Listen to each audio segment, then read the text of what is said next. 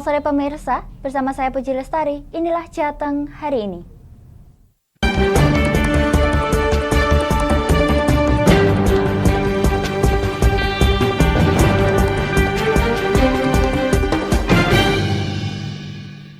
Pemirsa, momen Lebaran jadi ajang berkumpul dan bersilaturahim bersama dengan keluarga maupun sanak saudara. Termasuk di keluarga Ibu Rumila selaku Direktur Utama Lingkar Media Group yang rumahnya didatangi putra-putri serta tetangga untuk saling bermaaf-maafan. Baik pemirsa, pada hari ini, pada Hari Raya Idul Fitri 1444 Hijriah, tepatnya pada hari Sabtu, tanggal 22 April 2023, saat ini saya sedang berada di Desa Blaru, tepatnya di depan rumah Ibu Direktur Utama Lingkar Media Group, Ibu Rumila, dan di sini tampak ramai untuk masyarakat yang berkunjung di rumah Ibu Rumila selaku Direktur Utama Lingkar Media Group. Dan tadi juga nampak bahwasanya putra-putri dari Ibu Rumila turut hadir untuk bersilaturahim dan saling bermaaf-maafan. Para cucu-cucu yang berjumlah 17 juga turut hadir memeriahkan Hari Raya Lebaran pada hari ini. Kemudian di rumah Ibu Rumila sendiri juga menyediakan opor di mana para masyarakat yang datang untuk bersilaturahmi di tempat Ibu Rumila dipersilahkan untuk makan lontong opor buatan dari Ibu Rumila. Dan nampak di sini cukup ramai dari masyarakat berkunjung untuk bersilaturahmi saling bermaaf-maafan di momen Lebaran di hari ini. Dan kami juga telah mewawancarai Bapak Agus Sunarko selaku Komisaris Utama Lingkar Media Group, dan berikut wawancara kami untuk Anda. Ya, kita keluarga besar saya pada Lebaran hari ini kita mengikuti pemerintah. Lebaran 1 Syawal kita jatuh pada hari Sabtu tanggal 22 April 2023. Kegiatan kita selama Lebaran ini pada hari yang pertama ini sebagaimana yang kita lakukan, kegiatan-kegiatan rutinitas, bersalam-salaman kepada tetangga, silaturahim kepada tetangga, saling minta maaf. Kemudian sebelum itu kita setelah sholat Id kita minta maaf kepada ibu, kemudian minta maaf kepada Moro Sepuh beserta kegiatan rutinan dari anak, istri ke saya, kemudian dari anak ke istri. Nah, ini kebiasaan ini berusaha kita tradisikan, berusaha kita istiqomahkan. Karena apa? Menurut yang kami yakini, yang saya yakini, setelah kita berpuasa selama bulan Ramadan penuh, itu kemudian harta kita dibersihkan dengan zakat, maka kita memang membiasakan untuk bermaaf-maafan, baik kepada tetangga maupun kepada orang-orang sekitar kita. Namun yang paling khusus adalah meminta maaf kepada ibu. Kebetulan karena bapak sudah wafat, maka kita meminta maaf kepada ibu, kepada saudara, kepada Moro Sepuh, kemudian anak-anak dan istri, garwo, kepada saya selaku suami dan kepala rumah tangga. Itu. Kembali ke Puji. Pemirsa, Menteri Perhubungan Budi Karya Sumadi meminta pemudik balik lebih awal atau tidak melakukan perjalanan balik ke arah Jakarta pada tanggal 24 dan 25 April 2023. Pasalnya, tanggal tersebut diperkirakan merupakan puncak arus balik. Para pemudik diharapkan dapat mengambil alternatif melakukan perjalanan balik pada tanggal 26 hingga 29 April 2023.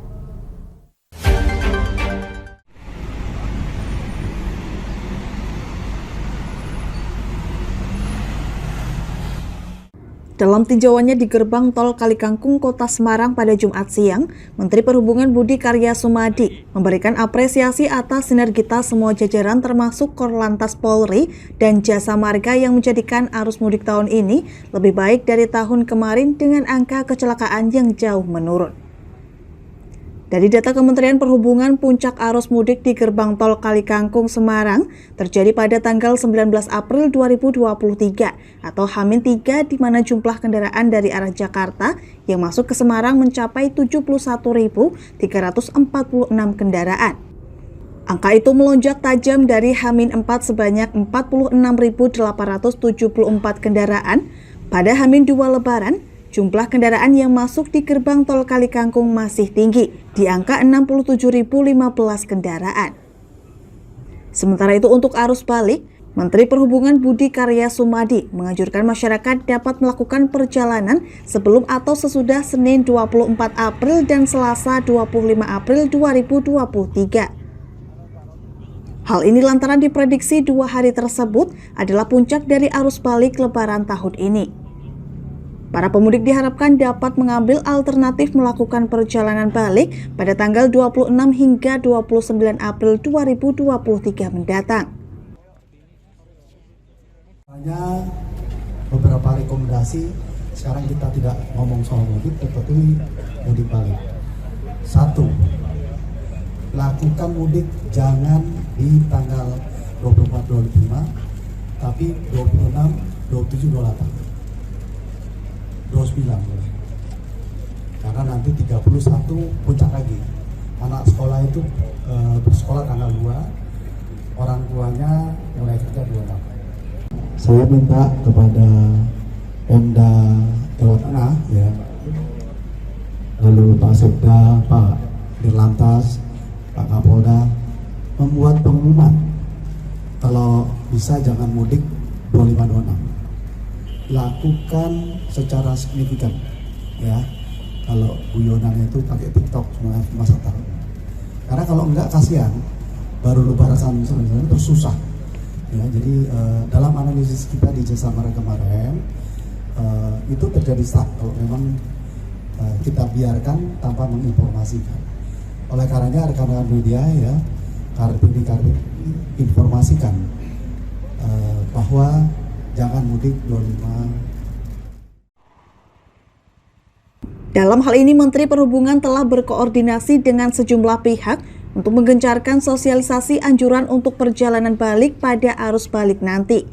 Seperti halnya yang dilakukan secara masif di arus mudik untuk menganjurkan masyarakat mudik lebih awal yang berhasil memecah kepadatan puncak arus mudik. Dari Semarang, Henufan, Lingkar TV, melaporkan. Kami akan jeda sejenak pemirsa, tetap bersama kami di Jateng hari ini.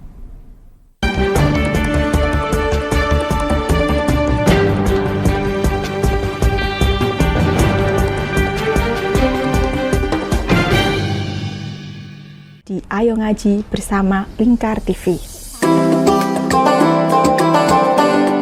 Hadir setiap hari Senin sampai dengan Sabtu, jam 17.30 sampai jam 7 malam. Ngomong hari ini harus, nah seperti itu. Anda akan ditemani Ustadz-Ustadzah untuk belajar huruf-huruf hijaiyah dan ilmu Al-Quran. Saksikan terus Ayo Ngaji hanya di Lingkar TV. Berpuluh-puluh tahun kita bangsa Indonesia telah berjuang untuk kemerdekaan tanah air kita. Mengupas sejarah Indonesia yang penuh makna. Merdeka atau mati. Berbagai informasi sejarah yang ada di Indonesia, sejarah tradisional warisan bangsa. Semua terangkum dalam Aku Indonesia, setiap Senin sampai Sabtu jam 7 sampai jam 11 siang, hanya di Lingkar TV.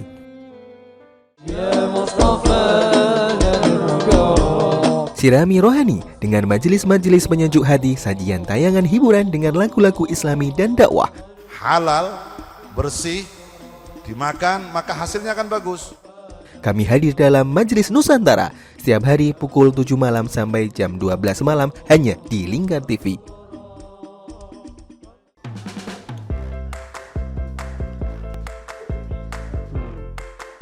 Petualangan yang menarik sang pencinta kuliner. Mantu tetap mantap rasanya pemirsa.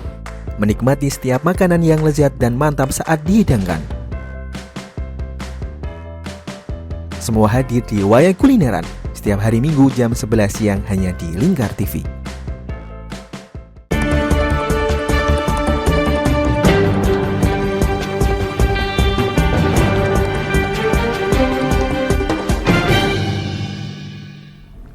Pemirsa, halal bihalal merupakan suatu tradisi yang selalu hadir saat momen perayaan Idul Fitri. Lantas bagaimana sejarah halal bihalal hingga kini masyhur di Indonesia? Berikut kami telah merangkumnya untuk Anda. Saat momen perayaan Idul Fitri, banyak sekali kegiatan yang dilakukan masyarakat Indonesia. Salah satunya adalah halal bihalal. Halal bihalal seakan menjadi tradisi terutama bagi warga Indonesia di hari raya yang terjadi setahun sekali ini. Biasanya halal bihalal dilakukan dengan bersilaturahmi ke rumah tetangga, saudara, dan kerabat. Pada acara halal bihalal, tiap orang akan bersalaman sebagai tanda saling memaafkan. Halal bihalal menjadi tradisi yang terus berkembang hingga saat ini. Halal bihalal juga berkembang menjadi ajang open house, di mana sebuah rumah atau instansi mengundang orang untuk datang bersilaturahmi. Halal bihalal ternyata memiliki sejarah sendiri di Indonesia. Tradisi ini merupakan tradisi asli Indonesia yang tak dapat ditemukan di negara-negara lain. Nah, seperti apa sih makna halal bihalal?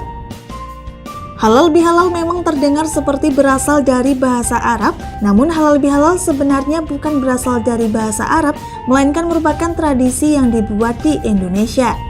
Kata halal bihalal bahkan sudah dibakukan dalam Kamus Besar Bahasa Indonesia atau KBBI.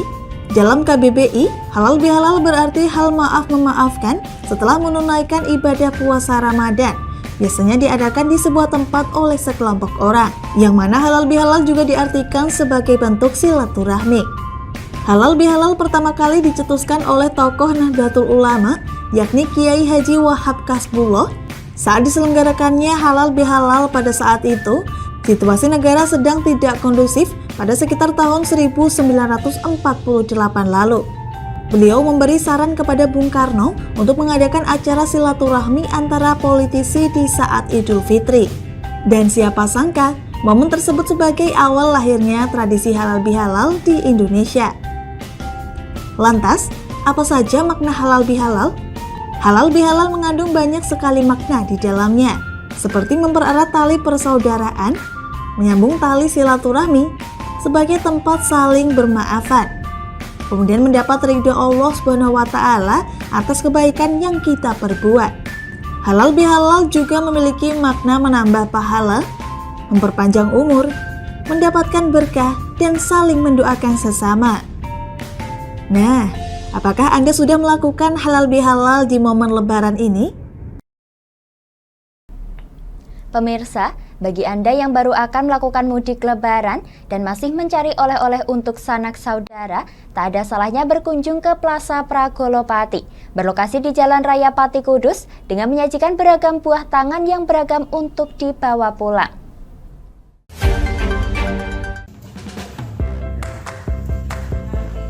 Bagi warga Pati, Plaza Pragolopati sudah tak asing lagi. Selain tersedia bioskop, plaza ini turut menyediakan pusat oleh-oleh khas Pati yang bisa dijadikan sebagai referensi buah tangan untuk sanak saudara. Pusat oleh-oleh di Plaza Pragolo ini berlokasi di Jalan Raya Pati Kudus, tepatnya di Kecamatan Margarejo Pati. Berlokasi di perbatasan kota, plaza ini menyediakan beragam oleh-oleh baik dari makanan khas Pati seperti bandeng presto, bandeng asap, cemilan seperti keripik lele, hasil laut, serta terdapat beragam batik dan kerajinan khas Pati. Eka Chandra Natalia selaku manajer store Plaza Pragolopati telah berkoordinasi kepada para UMKM untuk dapat menyiapkan stok makanan jelang libur Lebaran hingga masa libur Lebaran. Hal ini dilakukan supaya dapat memenuhi permintaan pengunjung. Pasalnya setiap libur Lebaran, pusat oleh-oleh ini ramai dikunjungi oleh para pemudik. Stok produk yang kami siapkan, kemudian kita produk yang baru tentunya, apalagi untuk makanan ini semua yang sekarang sudah ada stok baru semua yang baru dikirim dari para IKM. Begitu juga dengan variasi batik Pati dan juga craft. Ya, jadi, yang monggo ya. Berharap sekali bagi para pemudik bisa datang ke Pragola. Untuk jam kunjungan sendiri dari pukul berapa sampai jam berapa? Kalau ini masih selama puasa ini kita tutup jam 4 sore, Kak. Nanti hari pertama, hari kedua kita libur. Hari Senin kita sudah buka sampai malam jam 8. Eka juga menambahkan, di plaza sendiri terdapat 33 industri kecil menengah dari sektor makanan, 35 industri dari kerajinan, serta 22 produk dari batik. Dengan hal ini dapat memberikan keragaman dan pilihan buah tangan bagi para pengunjung yang datang. Bagi para pemudik dan warga lokal yang hendak berkunjung di Plaza Pragolopati saat libur lebaran nanti, plaza ini akan buka pada lebaran hari ketiga dari pukul 8 pagi hingga 8 malam. Dari Pati, Mutia Parasti, Lingkar TV, melaporkan.